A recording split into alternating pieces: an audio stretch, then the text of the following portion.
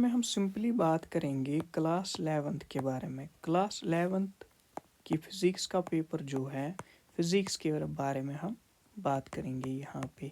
सबसे पहले आपको पता होगी कि फ़िज़िक्स का डर ऑलमोस्ट हर एक स्टूडेंट में रहता है। मेजॉरिटी ऑफ द स्टूडेंट जो है वो फोबिया उनमें होता है फ़िज़िक्स का, कि उन्हें लगता है कि फ़िज़िक्स टफ है और वो इससे डरते हैं, और रिज़ल्ट क्या निकलता है, उनको बैकलॉग रह जाता है इसमें, इनको रपियर आ जाती है फ़िज़िक्स। तो यहाँ पे हमने कुछ एक्सपेक्टेड क्वेश्चंस लाए हैं आपके लिए, जो कि हमने सेशन 24 एंड 25 के लिए रखे हैं। यहाँ पे जेके बॉस का जो एग्ज़ाम होने वाला है for session 24 and 25 class 11th, इसके लिए हमने कुछ क्वेश्चंस यहाँ पे बनाए हैं जो कि मोस्ट एक्सपेक्टेड क्वेश्चंस है। यहाँ पे नियर अराउंड आपके पास 50 क्वेश्चंस होंगे, जिनको आप करोगे आराम से प्रिपेयर, एंड आपके पास होने के चांसेस यहाँ पे 90% प्लस होते हैं उससे, और आपके मार्क्स भी इंक्रीज हो जाएंगे अगर आप ये टॉपिक्स अच्छे से करके जाओगे। सबसे पहले आप देखोगे कि derive equation for the motion using the calculus and the VT graph. यहाँ पे देखोगे आप कि ये होती हैं इक्वेशंस ऑफ मोशन, जैसे कि v माइनस यू होती है इक्वल टू ए टी। इस तरीके की वो जो इक्वेशंस होती है, इनको आपको दो मेथड से डेराइव करना है, एंड मेजरली आप फोकस करोगे यहाँ पे कैलकुलस मेथड पे। कैलकुलस मेथड वो मेथड है जिसमें हम या तो क्या बोलते हैं, हम उसको डेराइवेटिव्स का इस्तेमाल करते हैं, डेराइवेटिव्स को यूटिलाइज करते हैं, एंड इन यहाँ पे हम सिंपली या तो हम डिफरेंशिएशन करते हैं या इंटीग्रेशन, उनकी हेल्प से हम यहाँ पे सिंपली ये इक्वेशंस निकाल के लाते हैं। फिर इसके बाद है प्रोजेक्टाइल मोशन। यहाँ पे सिंपली आपको पढ़ना है कि प्रोजेक्टाइल मोशन किस मोशन को बोलते हैं। प्रोजेक्टाइल एक ऐसी मोशन है, जैसे आपको पता होगी कि जिसमें दो डायमेंशन हमें टच होते हैं, यानी ये 2 डायमेंशनल मोशन होती है, जिसमें आप देखोगे कि आपको वेक्टर को रिजॉल्व करना भी आना चाहिए, जैसे कि कॉस कंपोनेंट, साइन कंपोनेंट, वो सब चीज़ें जब आप देख लोगे आराम से, आप प्रोजेक्टाइल मोशन में इक्वेशंस ऑफ ट्रेजेक्ट्री और oblique projectile and expression for the time of flight and horizontal range, ये चीज़ें आप देख सकते हो। और यहाँ पे आप इस चीज़ को नेगलेक्ट कर सकते हो, ये चीज़ आप अगर छोड़ भी दोगे, ओब्लिक जो प्रोजेक्टाइल है, तो आप इसको छोड़ भी सकते हो।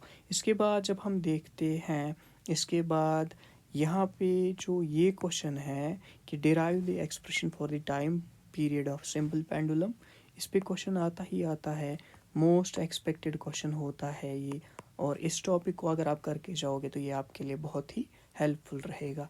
इसी तरीके से आपको centripetal force by the help of units and dimension के थ्रू इसका डेराइवेशन आपको करना होता है। और टाइम पीरियड की डेराइवेशन आप देखोगे कि आपके पास इस तरीके का वो डायग्राम एक होता है, जिसमें हम पेंडुलम का टाइम पीरियड निकालते हैं।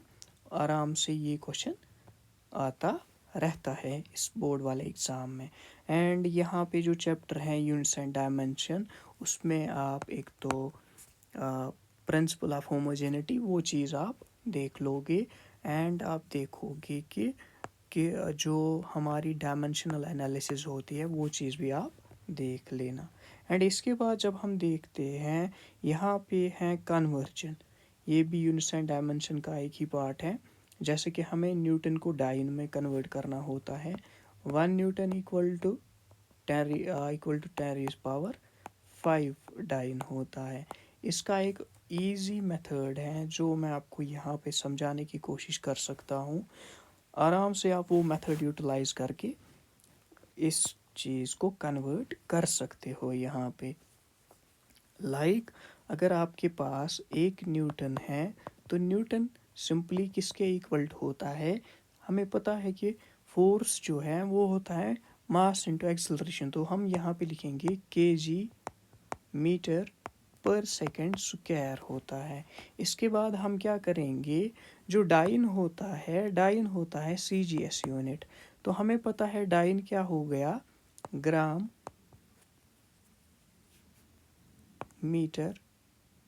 सेंटीमीटर पर सेकेंड स्क्वायर। इसके बाद सीधे आप देखोगे 1 kg में कितने ग्राम होते हैं, 1 मीटर में कितने सेंटीमीटर होते हैं, वो चीज़ें हमें यहाँ पे देखनी है। तो 1 kg में हमारे पास 1000 ग्राम होते हैं और साथ में मल्टीप्लाई देंगे हम 1 मीटर में हमें 100 सेंटीमीटर होते हैं। लास्ट पे सीधे ऐसे लिखेंगे जी मीटर सेंटीमीटर पर सेकेंड स्क्वायर, क्योंकि सेकेंड सेम रहेगा यहाँ पे। तो ये आएगा ये आ जाएगा हमें यहाँ पे 10⁵ ग्राम सेंटीमीटर पर सेकेंड स्क्वायर। तो इसका ग्राम सेंटीमीटर पर सेकेंड स्क्वायर के बदले हम डाइन भी लिख सकते हैं। तो 1 न्यूटन जो हमारा है वो 10⁵ डाइन के इक्वल होता है। यहाँ पे ऐसे डिराइव कर सकते हो आप, ऐसे छोटी जो भी डिराइवेशंस होगी, अगर आप उनके लिए कंटिन्यूसली एक वीडियो चाहते हो तो आप कमेंट में हमें बता भी सकते हो। इसके बाद आपको क्या करना है, dot product and cross product उसका देखना है कि वो क्या होता है। डॉट प्रोडक्ट जैसे आपको पता होगी कि वर्क के केस में, इसी तरीके के क्रॉस प्रोडक्ट जो कि टॉर्क के केस में आपको देखना है। और ऊपर आपको पैरेललोग्राम या triangle law of vector addition देखना होगा, या आपको लाइक वेक्टर के डिफरेंट टाइप्स आते हैं, वो चीज़ें आपको देखनी है। And how to resolve vector, वो चीज़ भी देख लेना।